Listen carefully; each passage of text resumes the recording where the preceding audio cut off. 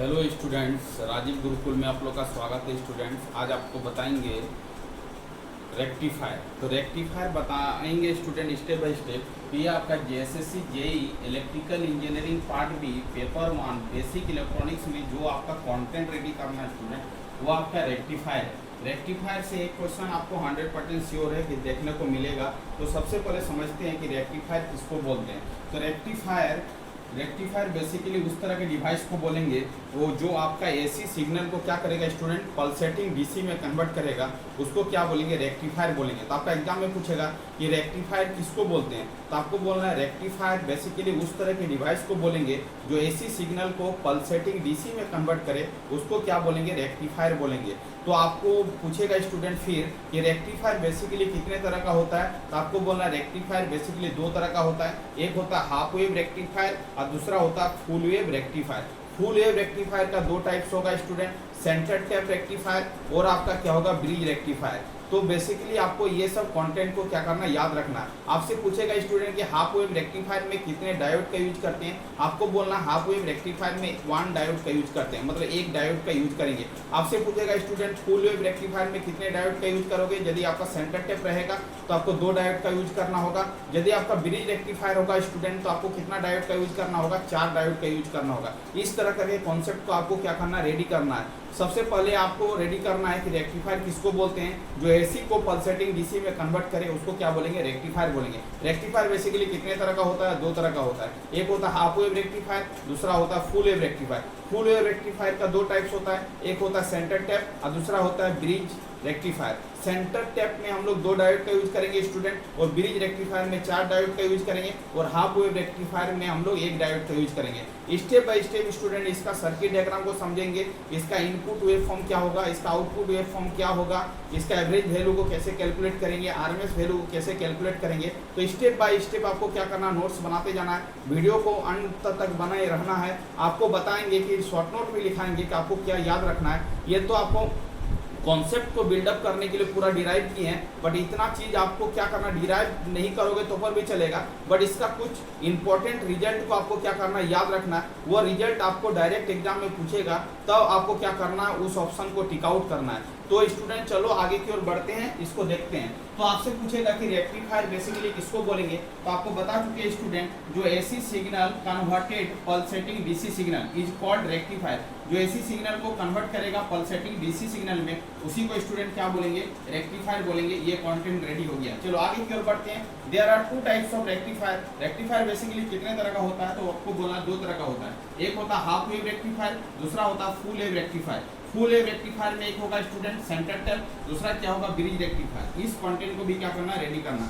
आगे की ओर चलते हैं स्टूडेंट, आपसे पूछेगा कि हाफ वेव रेक्टिफायर का सर्किट डायग्राम क्या होगा। ये स्टूडेंट आपका हाफ वेव रेक्टिफायर का क्या है, सर्किट डायग्राम है। यहाँ पर हम लोग क्या दे रहे हैं, इनपुट दे रहे हैं। इनपुट कैसा होगा स्टूडेंट, एसी सिग्नल होगा, यहाँ पर एक डायोड का यूज करेंगे, एक लोड होगा, और ये आपका क्या, ट्रांसफार्मर है। ट्रांसफार्मर का बेसिकली क्यों यूज करते हैं स्टूडेंट, क्योंकि जब भी हम लोग रेक्टिफायर सर्किट का डिजाइनिंग करेंगे तो हम लोग क्या करेंगे स्टूडेंट, ट्रांसफार्मर का यूज करेंगे। ट्रांसफार्मर का यूज करने का मकसद ये है स्टूडेंट, क्योंकि मेरे को क्या करना, वोल्टेज को क्या करना, स्टेप डाउन करना है। क्योंकि जो भी इलेक्ट्रॉनिक्स डिवाइस है वो आपका क्या करता है, लो वोल्टेज में काम करता है। जो मेरे घरों में सप्लाई आता है वो 230 का आता है, बट वो वोल्टेज यदि डायरेक्ट इलेक्ट्रॉनिक्स गैजेट में यदि हम दे देंगे तो इलेक्ट्रॉनिक्स गैजेट क्या हो जाएगा, जल जाएगा। इसीलिए वहां पर क्या लगा रहता है, स्टेप डाउन ट्रांसफार्मर लगा रहता है, जो क्या करता है 220 या 230 वोल्ट को 9 वोल्ट में क्या करता है, कन्वर्ट करता है। इसका मतलब है वहां पर एक स्टेप डाउन ट्रांसफार्मर का यूज करेंगे।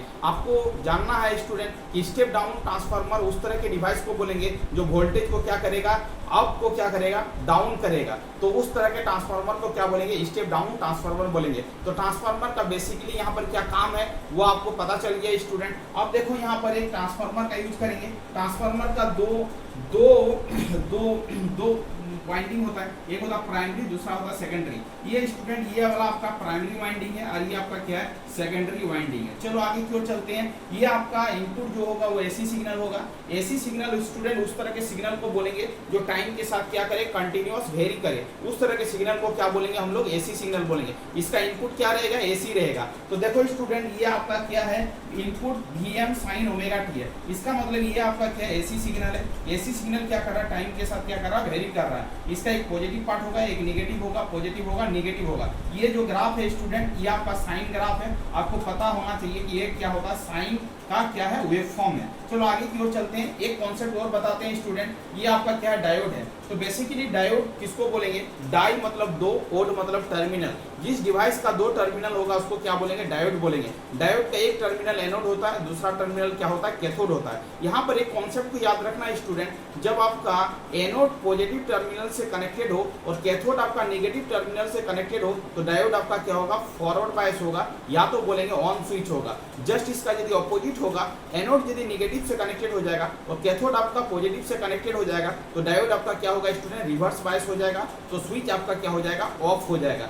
डायोड वन टाइप्स ऑफ क्या है, स्विचिंग डिवाइस है। ये ऑन कब होगा, जब आपका एनोड पॉजिटिव से कनेक्टेड हो, कैथोड आपका नेगेटिव से कनेक्टेड हो, तो आपका ऑन होगा। जस्ट इसका रिवर्स हो जाएगा तो आपका क्या हो जाएगा, ऑफ हो जाएगा। ये कंडीशन को क्या करना है, याद रखना है। चलो आगे की ओर चलते हैं। अब देखो स्टूडेंट, ये आपका क्या है, ये आपका इनपुट एसी सिग्नल अप्लाई करेंगे। यहाँ पर एक ट्रांसफार्मर का सिंबल है, ये आपका डायोड है, ये आपका लोड है, ये आपका सर्किट है, ये आपका हाफ वेव रेक्टिफायर सर्किट है। इसको आपको क्या करना है, याद रखना है। ये आपका इनपुट वेव फॉर्म है स्टूडेंट, ये आपका क्या है, इनपुट वेव फॉर्म है। इसका इनपुट वेव फॉर्म है, हाफ वेव रेक्टिफायर का क्या है, इनपुट वेव फॉर्म है। ये आपका क्या होगा, इनपुट होगा। अब देखो स्टूडेंट, केस नंबर 1 को एनालिसिस करते हैं। ये जो आपका इसका एक टाइम पीरियड होता है। टाइम पीरियड किसको बोलते हैं स्टूडेंट, किसी भी सिग्नल का एक कंप्लीट साइकिल कंप्लीट करने में जितना ड्यूरेशन लग रहा है उसको क्या बोलेंगे स्टूडेंट, टाइम पीरियड बोलेंगे। चलो स्टूडेंट, इसका टाइम पीरियड क्या होगा, तो इस सिग्नल का जो टाइम पीरियड होगा वो आपका क्या होगा, 2 पाई होगा, क्योंकि एक साइकिल कंप्लीट करने में जितना टाइम लग रहा है 2 पाई लग रहा है। यहाँ पर देखो एक साइकिल है, उसके बाद साइकिल का क्या हो रहा है, रिपीटेशन हो रहा है। तो एक साइकिल का ऑब्जर्वेशन को देखेंगे तो आपको समझ में आएगा। चलो स्टूडेंट, केस नंबर 1 का एनालिसिस करते हैं। यहाँ पर ओमेगा टी जो वेरी कर रहा है 0 से लेके पाई और पाई से लेके क्या हो रहा है, 2 पाई हो रहा है। केस नंबर 1 का एनालिसिस करेंगे तब ओमेगा टी क्या होगा, 0 से लेके कहाँ तक होगा, पाई तक होगा। केस नंबर 1 में आपका वेवफॉर्म का जो नेचर है वो पॉजिटिव से क्या हो रहा है, निगेटिव की ओर जा रहा है। पॉजिटिव से क्या हो रहा है, निगेटिव की ओर जा रहा है। इसका मतलब स्टूडेंट, जब केस नंबर 1 का एनालिसिस करेंगे कि अपर पार्ट क्या होगा, पॉजिटिव होगा, क्योंकि पॉजिटिव से कहाँ जा रहा है, निगेटिव की ओर जा रहा है। अपर पार्ट पॉजिटिव होगा, लोअर पार्ट आपका क्या होगा, निगेटिव होगा। इसका मतलब स्टूडेंट, ये आपका क्या है, ये ट्रांसफार्मर है। तो ट्रांसफार्मर का ये प्राइमरी वाइंडिंग है और ये आपका क्या, सेकेंडरी वाइंडिंग है। दोनों एक दूसरे से क्या है स्टूडेंट, म्यूचुअली कनेक्टेड है। इसका मतलब यदि इसका अपर पार्ट पॉजिटिव होगा, इसका लोअर पार्ट क्या होगा, निगेटिव होगा। इसका मतलब ये पॉजिटिव, ये क्या होगा, निगेटिव होगा। अब आपको बता चुके स्टूडेंट, जब एनोड आपका पॉजिटिव से कनेक्टेड हो, कैथोड आपका निगेटिव से कनेक्टेड हो, तो डायोड आपका फॉरवर्ड बायस होगा, या तो बोलेंगे ऑन होगा। इसका मतलब जब ये सर्किट ऑन हो जाएगा तो इस पे करंट फॉलो करेगा। इसका करंट का वैल्यू होगा student, I equal to V by क्या होगा, RL होगा। Output voltage across the load find out करना है स्टूडेंट, तो V0 इक्वल टू क्या हो जाएगा, I इंटू RL हो जाएगा। I का वैल्यू हम निकाल चुके V by RL। V by RL को रखेंगे, पुटअप करेंगे, RL कैंसिल हो जाएगा, तो output voltage is equal to क्या हो जाएगा स्टूडेंट, इनपुट वोल्टेज होगा। कब होगा, जब आपका वेवफॉर्म क्या हो, पॉजिटिव हो। इसका मतलब है जब वेवफॉर्म पॉजिटिव होगा तब आपका क्या होगा, इनपुट इज इक्वल टू क्या होगा, आउटपुट होगा। आगे की ओर चलते हैं स्टूडेंट, केस नंबर 2 का एनालिसिस करते हैं। जब वेवफॉर्म पाई से लेके 2 पाई के बीच में होगा तो आपका क्या होगा, ये देखो वेवफॉर्म का नेचर क्या है, निगेटिव है। इसका मतलब है जस्ट इसका पोलैरिटी क्या हो जाएगा, चेंज हो जाएगा। अब निगेटिव से कहाँ जा रहा है, पॉजिटिव की ओर। इसका मतलब अपर पार्ट निगेटिव होगा, अपर पार्ट निगेटिव होगा, लोअर पार्ट क्या हो जाएगा, पॉजिटिव हो जाएगा। ये ट्रांसफार्मर एक दूसरे से म्यूचुअली कनेक्टेड है। इसका मतलब स्टूडेंट, ये यदि निगेटिव है तो ये क्या होगा, निगेटिव होगा, ये पॉजिटिव है तो ये क्या होगा, पॉजिटिव होगा। अब ये बात ध्यान देना है कि एनोड आपका निगेटिव से कनेक्टेड है, कैथोड आपका पॉजिटिव से कनेक्टेड है। डायोड आपका रिवर्स बायस हो जाएगा, डायोड आपका ऑफ हो जाएगा। जैसे स्टूडेंट आपका डायोड ऑफ हो जाएगा, ये स्विच क्या हो जाएगा, आपका ओपन हो जाएगा। और जैसे ही ये ओपन होगा तो ओपन सर्किट में करंट क्या होता है, 0 होता है, आपको बता चुके हैं। तो करंट आपका 0 हो जाएगा स्टूडेंट, तो इसके अक्रॉस जो ड्रॉप होगा वो आपका क्या होगा, 0 होगा, क्योंकि I का वैल्यू 0 है। RL से मल्टीप्लाई करेंगे तो V0 का वैल्यू क्या हो जाएगा, 0 हो जाएगा। इसका मतलब स्टूडेंट आपसे पूछेगा कि what is the output waveform of the half wave rectified circuit. Half wave rectified circuit का आउटपुट वेवफॉर्म क्या होगा, तो देखो स्टूडेंट, जब 0 से लेकर पाई तक जब इनपुट दोगे तो आपका पॉजिटिव पार्ट होगा। अब पॉजिटिव पार्ट में आपको आउटपुट मिलेगा, पर जब जैसे ही निगेटिव पार्ट दोगे तो डायोड आपका ऑफ हो जाएगा। जैसे ऑफ होगा करंट आपका 0 होगा, करंट जैसे 0 होगा आउटपुट वोल्टेज क्या होगा, 0 होगा। इसका मतलब पाई से लेकर 2 पाई के बीच में आपका आउटपुट कुछ नहीं मिलेगा। फिर अगेन रिपीटेशन होगा, फिर ये पॉजिटिव पार्ट मिलेगा, निगेटिव पार्ट नहीं मिलेगा। इसका मतलब स्टूडेंट जब पॉजिटिव पार्ट मिल रहा है तो डी आपका ऑन हो रहा है, जब ये आपका आउटपुट नहीं मिल रहा तो डी आपका क्या हो जा रहा है, ऑफ हो जा रहा है। इसका मतलब है पॉजिटिव हाफ साइकिल में डायोड आपका क्या होगा, ऑन होगा, और नेगेटिव हाफ साइकिल में डायोड आपका क्या हो जाएगा, ऑफ हो जाएगा। ये आपका क्या हो गया स्टूडेंट, आउटपुट वेवफॉर्म हो गया हाफ वेव रेक्टिफायर का। इसको आपको याद रखना है। आपसे पूछेगा कि हाफ वेव रेक्टिफायर का आउटपुट वेवफॉर्म क्या होता है, तो आपको ये देख लेना है, यही आपका क्या होगा, आउटपुट वेवफॉर्म होगा। ये आपका इनपुट है स्टूडेंट, ये आपका क्या है, आउटपुट है। मतलब पॉजिटिव पार्ट मिलेगा, नेगेटिव पार्ट नहीं मिलेगा। सीधी सीधी भाषा में आपको क्या करना है, याद रखना है। ये आपका क्या हो गया student, output waveform of the half wave rectifier. इसको आपको क्या करना है, याद रखना। चलो स्टूडेंट आपको कुछ कंटेंट रेडी करना है, एवरेज वैल्यू को फाइंड आउट करना है। तो आपसे तो पूछेगा नहीं कि एवरेज वैल्यू को कैलकुलेट करो, बट आपको एवरेज वैल्यू को निकालने आना चाहिए। इसका डायरेक्ट फॉर्मूला को याद रखना है कि वी एवरेज का वैल्यू क्या होगा हाफ वेव रेक्टिफायर में। तो इसका रिजल्ट को याद रखना है, वी एम बाई क्या होता है, पाई होता है। वी एवरेज का फॉर्मूला होता है स्टूडेंट 1/t, 0 से लेके t, V in D omega T. अब देखो स्टूडेंट वी इन का वैल्यू क्या है, तो V M sine omega T है। इसका वैल्यू को पुट अप करेंगे V M sine omega T. ये साइकिल दो भाग में ब्रेक होगा स्टूडेंट, 0 से लेके पाई और पाई से लेके क्या होगा, 2 पाई। अब देखो स्टूडेंट 0 से लेके पाई के बीच में क्या है, V M sine omega T है, और पाई से लेके 2 पाई के बीच में ये वेवफॉर्म नहीं मिल रहा है, तो इसका मतलब 0 होगा। इंटीग्रेशन आपको पता है, इंटीग्रेशन सिंपल करेंगे, ये आपका वी एम बाई 2 पाई बाहर निकल जाएगा। Sign omega T integration minus cos omega T होगा। ओमेगा टी के रिस्पेक्ट में इंटीग्रेशन कर रहे हैं, इसका अपर लिमिट और लोअर लिमिट को पुट करेंगे, पुट करके इसको स्टूडेंट सॉल्व करेंगे तो आपका आएगा वी एम बाई पाई। इसका मतलब आपसे एग्जाम में पूछेगा कि हाफ वेव रेक्टिफायर सर्किट का एवरेज वैल्यू क्या होता है, तो आपको याद रखना है, यदि वी एवरेज पूछे तो आपको बोलना वी एम बाई क्या होता है, पाई होता है। यदि हाफ वेव रेक्टिफायर का वी एवरेज वैल्यू पूछे तो आपको क्या करना है, याद रखना है, वी एम बाई क्या होता है, पाई होता है। इसको बार बार क्या करना है, याद रखना है कि average value half wave rectifier का क्या होगा, वी एम बाई पाई होगा। सिमिलर स्टाइल में यदि आई एवरेज पूछे तो क्या हो जाएगा, आई एवरेज भी क्या हो जाएगा, आई एम बाई क्या होगा, पाई होगा। वी एम के जगह पर क्या हो जाएगा, आई एम हो जाएगा। ये दोनों वैल्यू को क्या करना, कंटेंट को रेडी करना है। आपसे पूछेगा कि हाफ वेव रेक्टिफायर का एवरेज वैल्यू क्या होता है, तो बोलना है V M by pi. I average क्या होता है, आई एम बाई पाई होता है। अब स्टूडेंट आपसे पूछेगा कि हाफ वेव रेक्टिफायर का आरएमएस वैल्यू क्या होता है, तो आपको याद रखना है वी एम बाई क्या होता है, 2 होता है, वी एम बाई 2 होता है। इसका कुछ फॉर्मूला है बेसिक, उसी फॉर्मूला का इंप्लीमेंट करके इस प्रॉब्लम को क्या करेंगे, सॉल्विंग करेंगे। V R M S is equal to root over 1/t, 0 से लेके t होगा, वी इन का स्क्वायर डी ओमेगा टी होगा। इसको रूट को हटाएंगे, यहाँ पर स्क्वायर करेंगे, 1/t, 0 से लेके t, वी इन का स्क्वायर डी ओमेगा टी होगा। 1/2 पाई होगा, 0 से लेके 2 पाई होगा, वी इन का स्क्वायर डी ओमेगा टी होगा। 1/2 पाई होगा स्टूडेंट, 0 से लेके पाई के बीच में V M square sine square omega T D omega T होगा। यहाँ से लेके मतलब 0 से लेके पाई के बीच में वेवफॉर्म है, पाई से लेकर 2 पाई के बीच में 0 है। इसका मतलब है सिंपल इंटीग्रेशन का प्रॉपर्टी लगाएंगे, 1/2 पाई वी एम का स्क्वायर हो जाएगा, साइन स्क्वायर ओमेगा टी का फॉर्मूला हो जाएगा 1 minus cos 2 omega T by 2 हो जाएगा।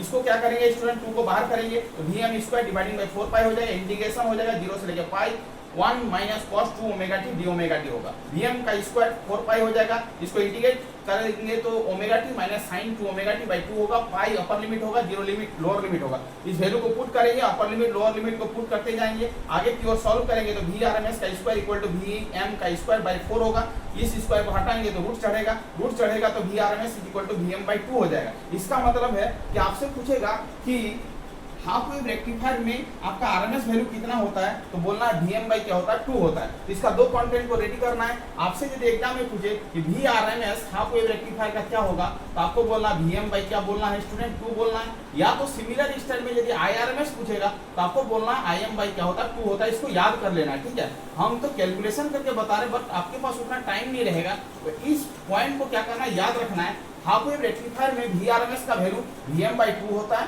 आई आर एम एस का वैल्यू आई एम बाई 2 होता है। और इसको भी याद रखना, वी एवरेज का value V M by pi होता है, आई एवरेज का value I M by pi होता है। इतना कंटेंट को क्या करना है, रेडी करना है। आपका ऑब्जेक्टिव पॉइंट ऑफ व्यू से बहुत ही इंपॉर्टेंट है ये कंटेंट, और ये कंटेंट बार बार पूछा जाता है। उसके बाद पूछेगा कि हाफ वेव रेक्टिफायर में कितने डायोड का यूज करेंगे, तो आपको बोलना स्टूडेंट हाफ वेव रेक्टिफायर में हम लोग जो डायोड का यूज करते हैं, ये वो डायोड क्या होगा, 1 डायोड होगा। मतलब ये सिंपल एक ही डायोड का यूज करेंगे हाफ वेव रेक्टिफायर में। चलो स्टूडेंट कुछ कंटेंट आगे की ओर बताते हैं कि इंपॉर्टेंट पॉइंट क्या है और क्या क्या पूछने वाला है ये आपका एग्जाम में। तो उस कंटेंट को हम क्या करते हैं, रेडी करते हैं। यहाँ तक आपको क्या करना है, याद रखना है, नोट्स बना लेना है, नोट्स को बार बार रिवीजन करना है, तो आपको क्या हो जाएगा, कंटेंट रेडी हो जाएगा। अब आगे क्यों चलते हैं स्टूडेंट, आगे का कुछ प्रॉब्लम को लेते हैं। नोट पॉइंट करके कुछ पॉइंट को आपको लिखना है, वो लिखने के बाद आपको क्या होगा, प्रॉब्लम आएगा तो आप आराम से सॉल्व कर सकते हैं। चलो स्टूडेंट आगे की ओर बढ़ते हैं। V R M S half wave rectifier, half wave rectifier का वैल्यू क्या होगा, आपको नोट पॉइंट करके लिखना है। Vm बाई क्या हो जाएगा, Vm बाई क्या हो जाएगा 2 हो जाएगा। आपसे यदि पूछे स्टूडेंट हाफ वेव रेक्टिफायर का IRMS वैल्यू क्या होगा, तो हाफ वेव रेक्टिफायर का IRMS वैल्यू क्या होगा, कुछ नहीं करना है, Vm के जगह पर क्या लिखना है, Im बाई क्या लिखना है 2 लिखना है। चलो average value sorry RMS value निकल गया।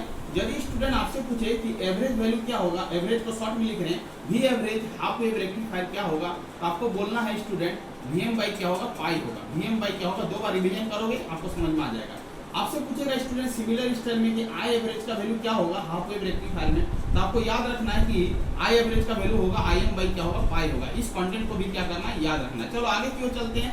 आपसे स्टूडेंट पूछेगा कि हाफ वेव रेक्टिफायर में फॉर्म फैक्टर क्या होगा, फॉर्म फैक्टर क्या होगा, फॉर्म फैक्टर का वैल्यू क्या होगा। तो फॉर्म फैक्टर वैल्यू जो होता है उसका कुछ फॉर्मूला होता है, उस फॉर्मूला को क्या करेंगे स्टूडेंट, याद रखिए। फॉर्म फैक्टर का शॉर्ट फॉर्म होता है FF। तो form factor is equal to क्या होता है, मान लेते हैं कि VRMS बाई क्या होता है, V एवरेज होता है। VRMS बाई क्या होता है, V एवरेज होता है। VRMS का वैल्यू कितना आया स्टूडेंट बताओ, VRMS का वैल्यू आया Vm बाई कितना आया, 2 आया है। अब V एवरेज का वैल्यू कितना आया, Vm बाई क्या आया, पाई आया। इसको सॉल्व करेंगे स्टूडेंट, तो Vm बाई क्या हो जाएगा 2 और ये पाई हो जाएगा ऊपर और Vm हो जाएगा नीचे। इसको सॉल्व करेंगे स्टूडेंट तो आपको कुछ कंटेंट मिलेगा, ये Vm कैंसिल हो जाएगा। पाई का वैल्यू क्या होता है 3.14 होता है, बटा हो जाएगा 2। इसको सॉल्व करेंगे तो ये 1 हो जाएगा, ये 5 हो जाएगा, ये 7 हो जाएगा। इसका मतलब स्टूडेंट हाफ वेव रेक्टिफायर का फॉर्म फैक्टर का जो वैल्यू होगा वो 1.17 होगा, सॉरी 1.57 होगा। चलो स्टूडेंट फॉर्म फैक्टर का भी वैल्यू आपसे निकल गया।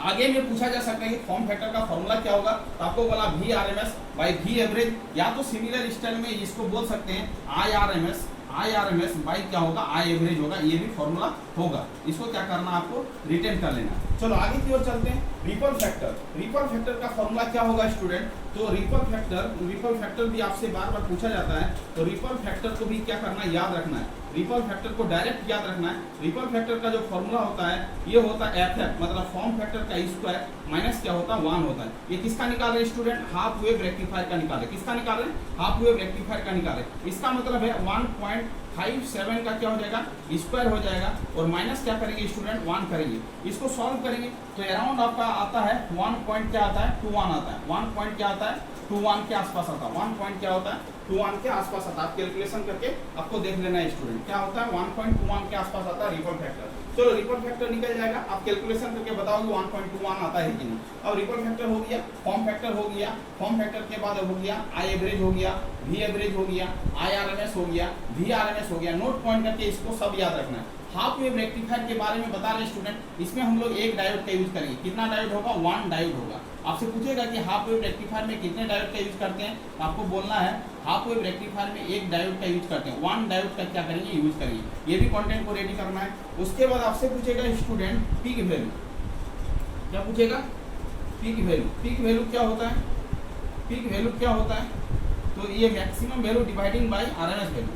क्या होगा, maximum value dividing by RMS value, maximum value dividing by RMS value. चलो स्टूडेंट अब देखो यहाँ पर मैक्सिमम वैल्यू क्या होगा, तो यदि आपका मैक्सिमम इसका वैल्यू क्या हो रहा है Vm हो रहा है, तो मैक्सिमम वैल्यू क्या होगा Vm होगा। और इसका RMS वैल्यू अभी निकाले, Vm बाई क्या निकाले 2 निकाले। इसका मतलब 2 Vm बाई क्या हो जाएगा Vm।